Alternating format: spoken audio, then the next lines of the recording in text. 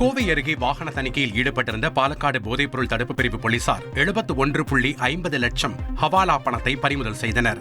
கோவையில் இருந்து எர்ணாகுளம் சென்ற பேருந்தில் சோதனை செய்த போலீசார் அதிலிருந்த சில பண்டல்களை பிரித்து பார்த்தனர். அதில் கட்டுக்கட்டாக பணம் இருப்பதை பார்த்து அதிர்ந்த போலீசார் பண்டலை எடுத்து வந்த ஆந்திர மாநிலத்தைச் சேர்ந்த சிவபிரகாஷிடம் விசாரணை நடத்தினர். உரிய ஆவணம் இல்லாததால் ஹவாலா பணத்தை பறிமுதல் செய்த போலீசார் சிவபிரகாஷை கைது செய்து விசாரித்து வருகின்றனர்.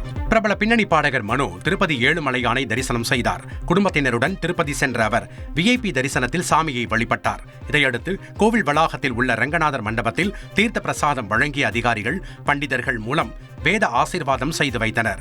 பின்னர் பிரகாரத்திற்கு வெளியே செய்தியாளர்களிடம் பேசிய பாடகர் மனோ கலைத்துறையில் உள்ள அனைவரும் நலமுடன் இருக்க வேண்டிக் கொண்டதாக கூறினார். செய்திகளை உடனுக்குடன் தெரிந்து கொள்ள உடனே சப்ஸ்கிரைப் பண்ணுங்க.